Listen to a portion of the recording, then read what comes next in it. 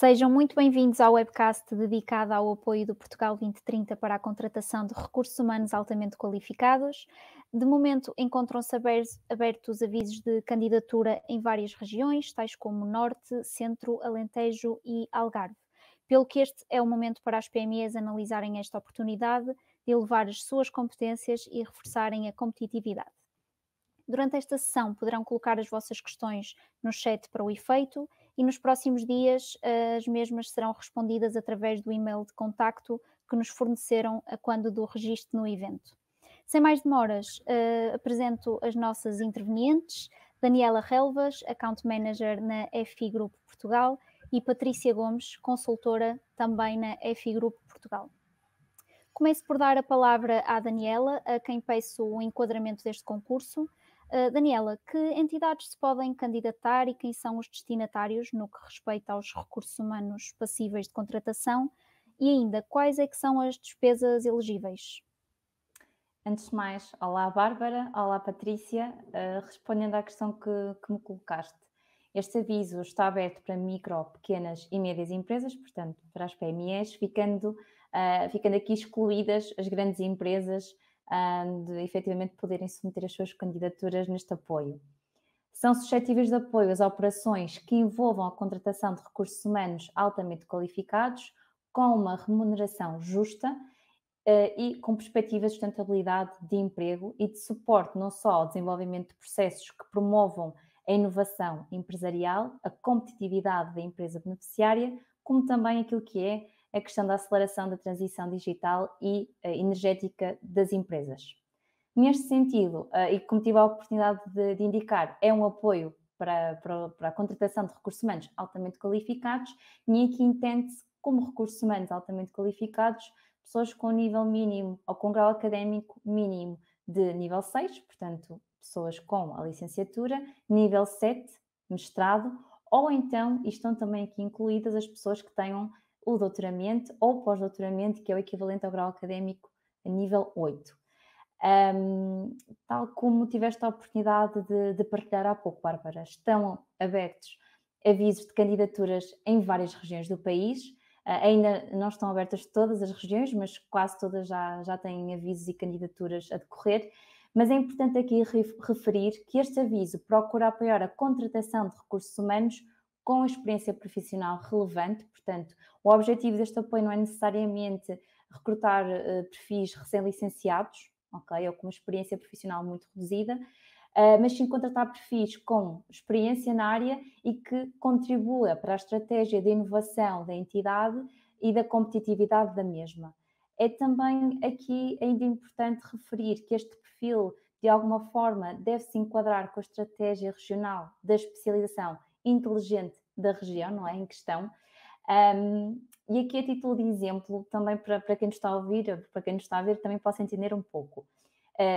A título de exemplo, uma vez que eu sou aqui da região norte, existem na região norte 8 domínios prioritários, ok? Naqui que se entende pela Estratégia Regional de Especialização Inteligente, sendo que um deles é a criatividade, moda e habitats. O que é que isto quer dizer em termos práticos? Que os perfis que a empresa pretenda contratar devem ter por base empresarial a área do têxtil, que é tão forte aqui na região norte, a parte do mobiliário, a parte, por exemplo, também do calçado.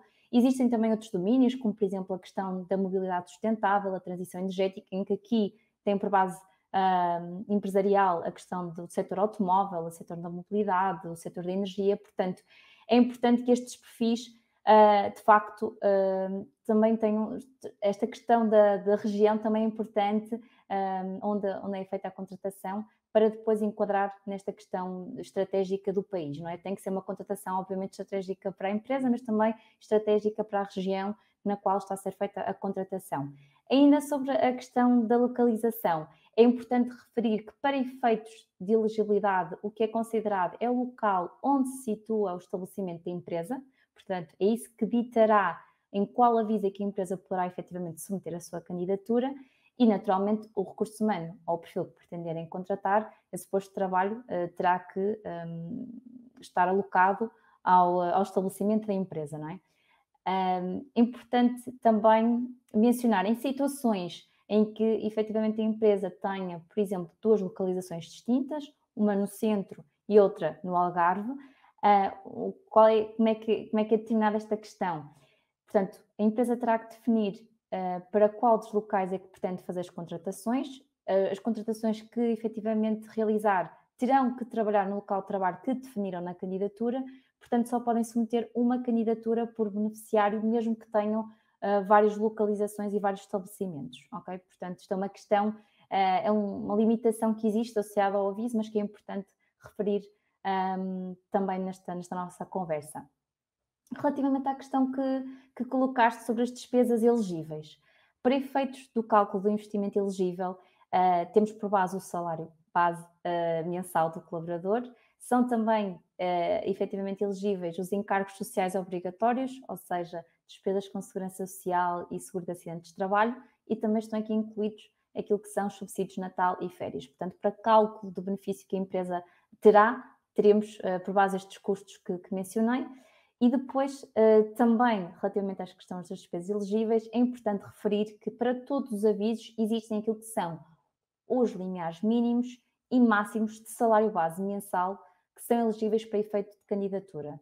E estes valores que vou partilhar são atualizados a 2024, porque estes valores têm por base aquilo que é o sistema remuneratório da administração pública, ok? Portanto, para explicar um bocadinho melhor, o valor mínimo ou limiar mínimo corresponde ao salário base mensal mínimo que o recurso humano terá que oferir, e o valor máximo define o teto máximo através do qual será feito ou será realizado o cálculo da subvenção fundo perdido que a empresa poderá receber.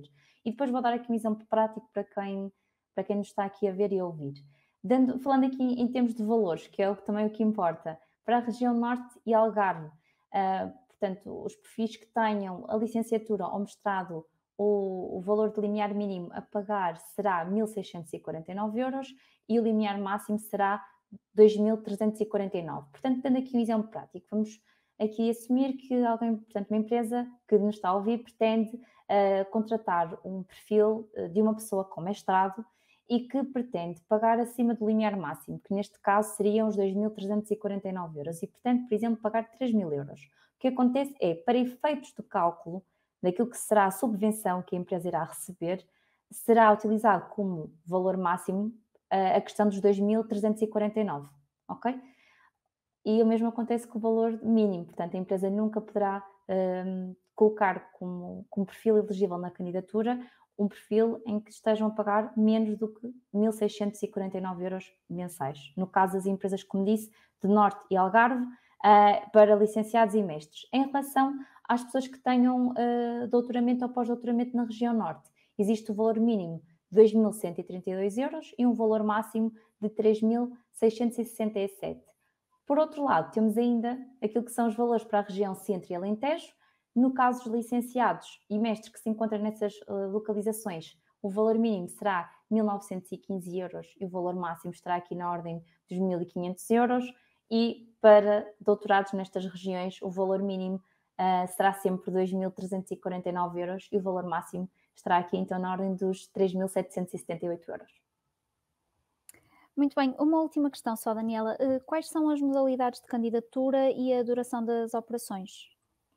Portanto, a modalidade de candidatura é individual e, como tive a oportunidade de partilhar, é possível apenas fazer uma candidatura por beneficiário, independentemente do número de localizações que a empresa possa ou não ter em território nacional. E a questão da duração das operações, portanto, a nível nacional, é elegível então o apoio durante um período de 36 meses, portanto estamos aqui a falar de um período de 3 anos, para todas as regiões, à exceção da região centro. Portanto, a região norte, a região do Algarve e a região do Alentejo, que são as regiões que têm, portanto, candidaturas abertas, temos aqui um apoio durante 36 meses. Para a região centro, estamos a falar de um período máximo de 24 meses.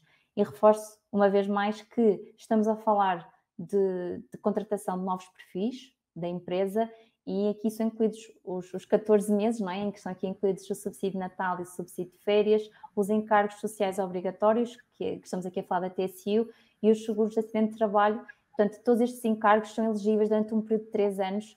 Consideramos que, obviamente, para a maior parte das regiões, ressalvo uma vez mais, mas que nós consideramos que é um apoio bastante interessante. Obrigada, Daniela. Passo agora a palavra à Patrícia.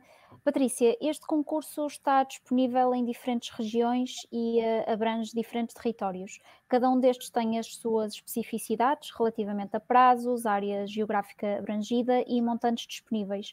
Podes, por favor, elucidar-nos sobre isto? Olá, Bárbara, olá, Daniela. Sim, efetivamente, tal como já disse a Daniela, estão abertos avisos para 4 regiões, Norte, Centro, Alentejo e Algarve. Para cada uma destas regiões estão 2 avisos abertos, portanto, um para territórios de baixa densidade e outro para outros territórios, ou territórios que não sejam identificados como territórios de baixa densidade. Portanto, estão neste momento abertos 8 avisos. Para a região norte, candidaturas já estão abertas desde dia 30 de dezembro de 2023 e estarão abertas provisionalmente, está previsto estar aberto até 28 de março. No norte, a dotação é de 6 milhões de euros, das quais 4 milhões e 500, 4 milhões e meio é para os territórios não de baixa densidade e 1 milhão e 500 mil para os territórios de baixa densidade. Na região centro, são 4 as fases de abertura de candidaturas. Há a fase 1, que termina a dia 29 de fevereiro, e depois já a fase 2, que termina a dia 31 de maio, a fase 3, a 30 de agosto, e a fase 4, que termina a 20 de dezembro para outros territórios e 27 de dezembro para os territórios de baixa densidade. De realçar que para cada uma destas fases a análise é feita de acordo, a análise das candidaturas vai ser feita de acordo com estas fases, no fundo. Depois para o Alentejo, aqui a dotação no centro é de 10 milhões de euros, sendo que para os territórios de baixa densidade é de 4 milhões e para os outros territórios é de 6 milhões. Portanto, estamos a falar num total de 10 milhões na região centro. Na região do Alentejo também temos 4 fases de candidatura. Uma primeira fase que terminou a 31 de janeiro, a segunda fase termina a dia 29 de março, a terceira fase a 30 de maio e a quarta fase a 31 de julho. No Alentejo temos uma dotação de 4 milhões de euros, portanto, para outros territórios 1 milhão e para os territórios de baixa densidade 3 milhões.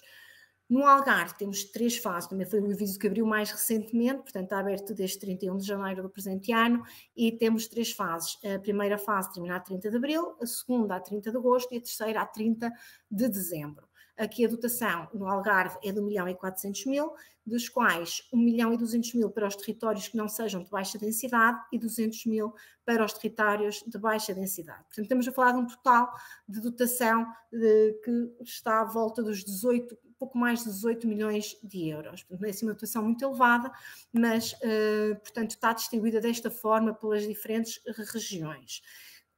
Só vou acrescentar aqui uma coisa que, na sequência do que disse a Daniela há pouco, efetivamente estão definidos limiares mínimos e limiares máximos para as diferentes regiões, sendo de realçar que, e portanto, isto é para os limiares são para determinar os montantes máximos, vão permitir determinar um montante máximo elegível por candidatura, sendo de realçar que a taxa de financiamento prevista, portanto, nestes avisos que estão abertos, a taxa de financiamento ascende a 50%. Lisboa ainda não abriu, mas será expectável que a taxa seja de 40% na região de Lisboa.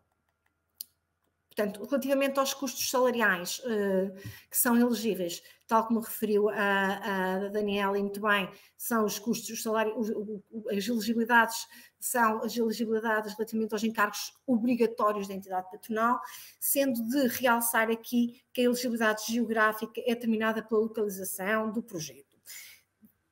Acresce que não são permitidos, portanto, não são elegíveis, digamos assim, a criação de postos de trabalho que não sejam presenciais, ou que sejam remotos, online ou à distância, nem em espelho, portanto não são elegíveis, têm que ser trabalhos presenciais, excetuando aqui a região do Alentejo, desde que os custos que se encontram dos trabalhadores que se encontram em teletrabalho sejam custos incorridos no território do Alentejo. Portanto, aqui, portanto, nenhuma das regiões, excetuando o Alentejo, permite o teletrabalho e na região do Alentejo, nas condições que eu referi. Acresce ainda aqui uma questão que tem a ver com a incubação virtual, portanto, empresas que não tenham espaço físico não são consideradas elegíveis no âmbito destes avisos que estão abertos nesta fase. Portanto, não é passível de financiamento estabelecimentos com incubação virtual. Muito bem. E já agora, Patrícia, quais são as obrigações a que estão sujeitas as empresas para a contratação destes recursos humanos que tem estado a falar?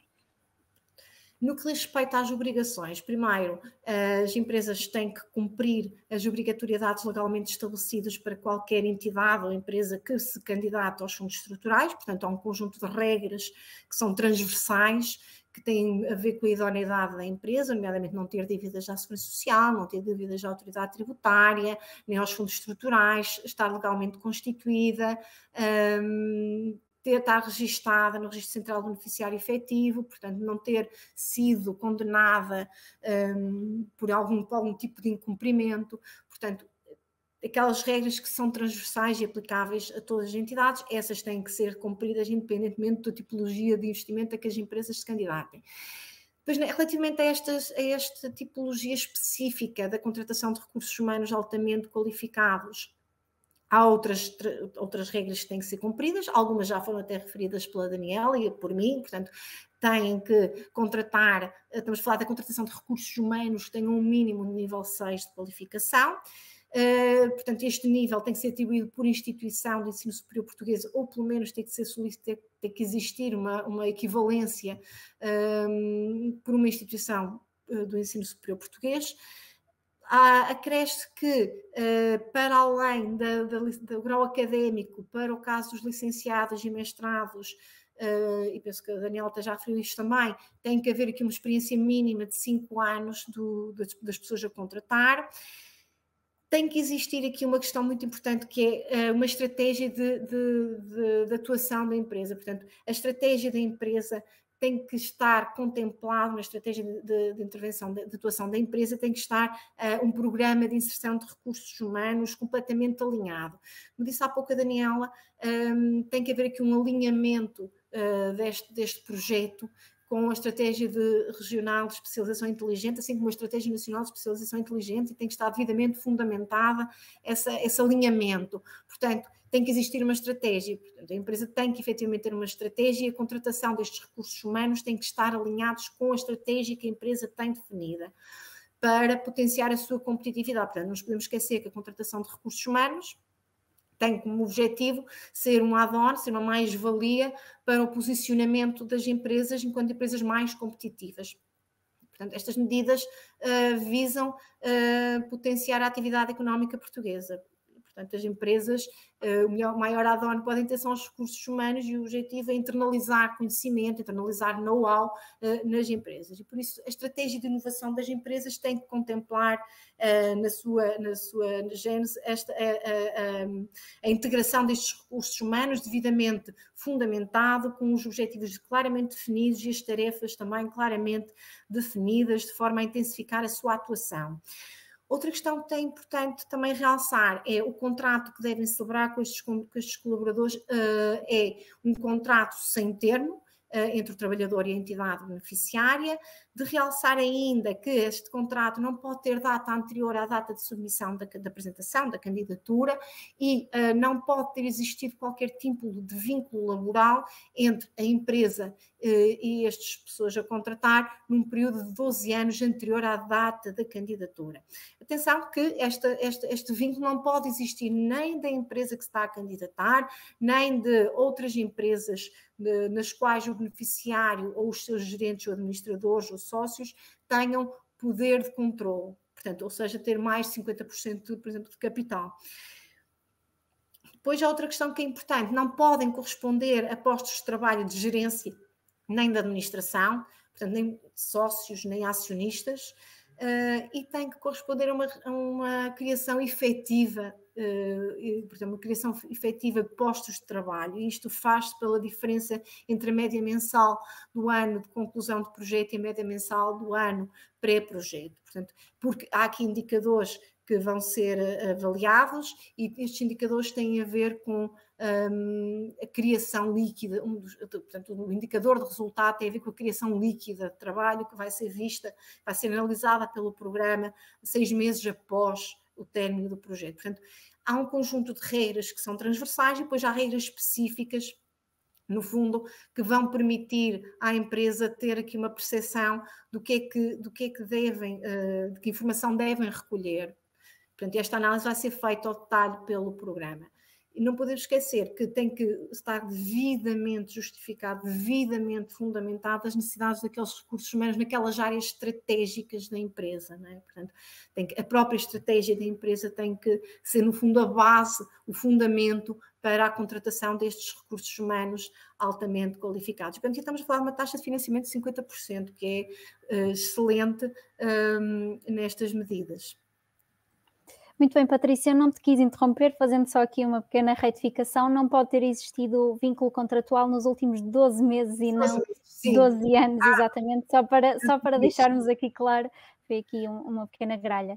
Muito bem, eu pegava naquele ponto em que tu falaste da competitividade das candidaturas e aproveitava para questionar as duas: que critérios de seleção as empresas devem ter em conta no momento de preparação então da sua candidatura para que esta seja competitiva?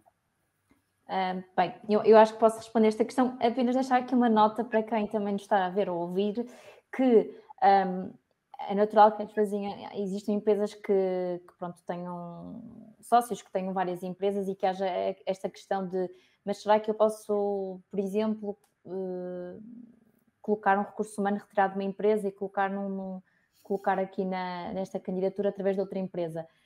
Sempre que isto aqui partilha de sócios ou administração entre empresas, portanto, quando há aqui ligação entre empresas, isto não é elegível, está bem? Portanto, é uma questão que é muito comum de colocarem, se posso retirar um recurso humano da empresa A e colocar na empresa B, que também faz parte do grupo, ou que existe aqui alguma ligação entre os sócios, estas questões são também, portanto, confirmadas por parte do organismo, e achei que isto era uma questão importante. Mas respondendo à tua questão, Bárbara, e em relação aqui aos critérios que são importantes no momento da seleção das candidaturas, bem, acredito que um dos critérios a ter em conta será não só, como eu já referi, a questão aqui do enquadramento dos perfis com a estratégia regional e nacional da especialização inteligente, mas também a identificação de perfis que efetivamente contribuam e potenciem a competitividade da empresa. E estamos aqui a falar de perfis que muitas vezes já são de forma rotineira reforçados em todos os apoios que estão associados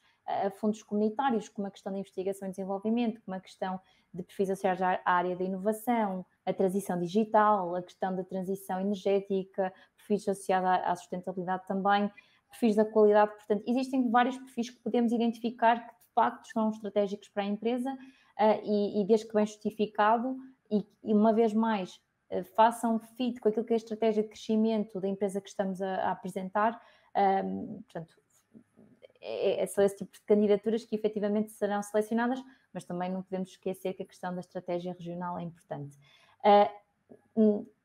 Aqui outra questão também a ter em consideração, já mencionado também pela Patrícia por mim, mas reforçando, não se procura aqui perfis de recursos humanos recentemente licenciados. Estamos aqui a falar de pessoas que já tenham efetivamente experiência profissional relevante, daí se mencionar a questão dos 5 anos sempre que possível, não é? Porque idealmente serão aqui os 5 anos, sabemos que existem perfis que podem ser muito recentes no mercado e que não haja tanta experiência profissional associada, mas sempre que possível estes 5 anos é uma questão muito importante. E, por fim, embora não tenha a ver diretamente com os critérios de seleção, mas eu acho que é importante mencionar, como a Patrícia partilhou, a dotação orçamental não é uma dotação orçamental muito alta, sobretudo, ela está sobretudo direcionada para as regiões de baixa densidade, e é compreensível que assim seja, para a captação de recursos humanos para essas regiões, mas os outros territórios acabam por também não ter aqui uma dotação muito relevante. E apesar de existirem muitas fases, eu gostava de reforçar que não está prevista um reforço da dotação orçamental e o próprio organismo, a autoridade de gestão, pode suspender ou cancelar a recepção de candidaturas a qualquer momento em função aqui do esgotamento de dotação prevista.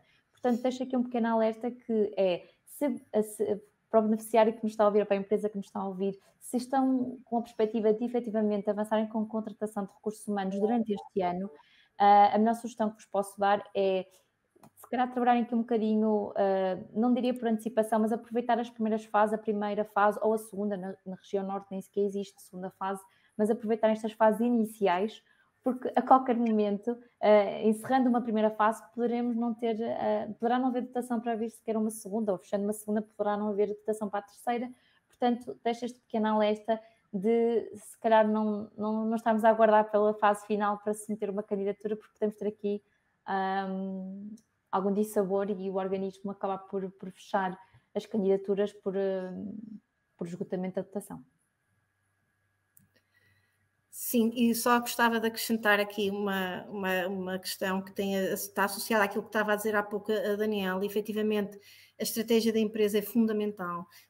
Claro que o enquadramento na estratégia regional e nacional é focal, não é? Porque é alvo de análise por parte dos organismos, este enquadramento. No entanto, aqui a grande base é a empresa tem que fundamentar a sua estratégia de atuação. Portanto, ela pretende posicionar-se num determinado patamar no mercado e para isso tem definido uma estratégia. E nessa estratégia está a contemplar a contratação de recursos humanos altamente qualificados. Portanto, e é este enquadramento que é essencial estar devidamente fundamentado pela empresa, porque é pedido mesmo por todas as regiões, em todas as candidaturas em todas as regiões, a apresentação desta estratégia de atuação da empresa e posicionamento e de que forma é que vai ser feita também o acolhimento destes recursos humanos a contratar, que tarefas é que eles vão desenvolver, portanto, quais são os objetivos específicos desta contratação.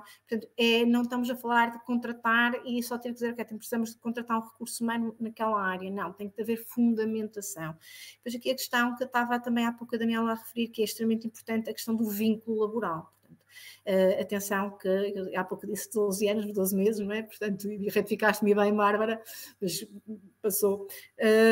A questão é que realmente não pode existir qualquer tipo de vínculo nos últimos 12 meses, e nem da empresa, nem em empresas dominadas por si, ou que haja aqui controle ou qualquer relação. Portanto, convém existir aqui este cuidado acrescido de salvaguarda, até porque a informação depois é solicitada pelo programa, portanto, quer da própria empresa como de empresas parceiras, caso seja necessário efetuar algum levantamento de informação, uma análise mais detalhada do cumprimento das regras de elegibilidade. Até porque, além do mais, as entidades beneficiárias atestam, em sede de candidatura, o cumprimento de um conjunto de regras. Portanto, eles, no fundo, quando se candidatam, quando submetem a candidatura, elas têm que identificar um conjunto de critérios em que cumprem, no fundo, a destaque, cumprem um conjunto de requisitos, e esses requisitos da transparência estão lá espelhados. Muito bem. Aproveitando aqui o sentido de urgência deixado pela Daniela para apresentarem a vossa candidatura, dou por encerrada esta sessão, agradecendo a participação de todos, em especial agradecer à Daniela e à Patrícia pela disponibilidade. Relembro que todas as questões que surgiram no chat durante a sessão serão então respondidas através do e-mail de contacto que forneceram para o registro no evento. Esperamos que estes contributos tenham ajudado a uma melhor compreensão destes avisos. Até um próximo webcast.